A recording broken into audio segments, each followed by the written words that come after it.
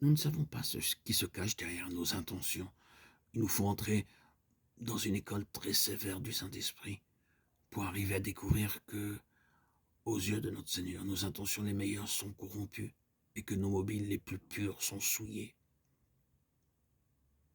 Quelque part, à la source des choses, nous croyons être pour Dieu.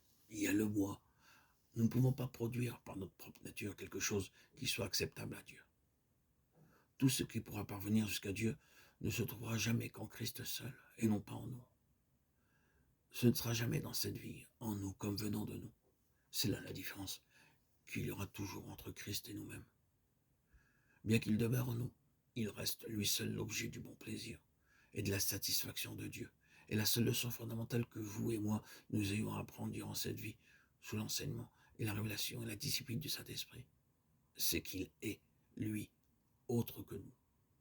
Et cette nature autre est réellement une chose absolue. C'est là une des leçons difficiles. C'est certainement une leçon que ce monde se refusera à apprendre. Elle s'oppose directement à tout ce système d'enseignement basé sur l'humanisme, la chose merveilleuse qu'est l'homme, et tout ce verbiage horrible qui, de jour en jour, est propagé par la voix des ondes pour inviter le monde à vivre de son mieux, à produire ce qu'il y a de meilleur, à essayer d'être le meilleur possible. Et l'on appelle cela le christianisme. Oh non, non, non.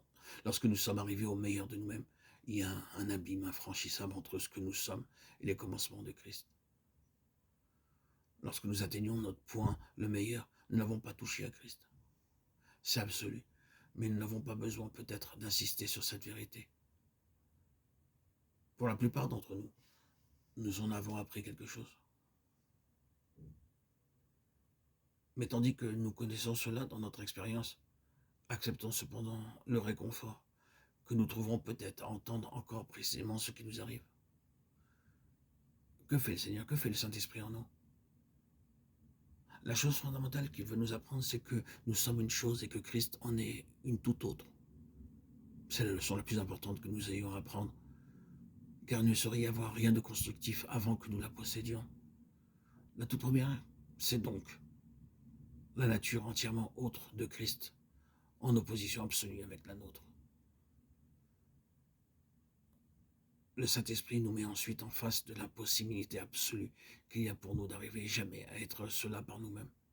Nous le voyons, Dieu a déterminé sa mesure. Dieu a présenté son modèle. Dieu nous a donné l'objet auquel il veut que nous soyons rendus conformes. Et la chose à laquelle nous nous heurtons ensuite, c'est l'impossibilité absolue qu'il y a pour nous à devenir cela. Non pas par nous-mêmes, nous ne le pouvons pas. N'avons-nous pas encore appris cette leçon de désespoir? Est-il nécessaire au Saint-Esprit de nous amener à désespérer encore, et toujours et à nouveau? Pourquoi ne pas désespérer définitivement et en finir une fois pour toutes? Pourquoi avoir à désespérer encore de jour en jour?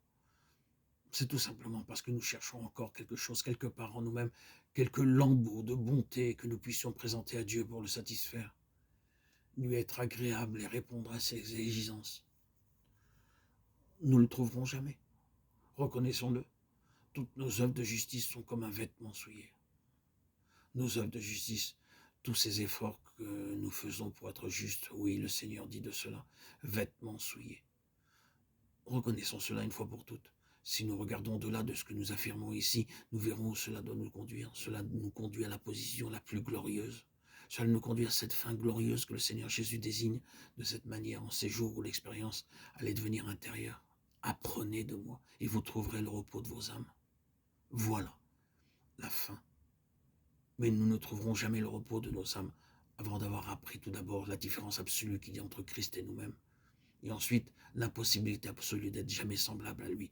Parce que nous pouvons, ce que nous pouvons découvrir en nous-mêmes, par ce que nous pouvons produire ou accomplir par nous-mêmes. Ah, ce n'est pas en nous. Ce ne sera jamais parce que nous sommes en nous-mêmes. Il vaut donc mieux désespérer de nous-mêmes une fois pour toutes. Ces deux choses sont fondamentales.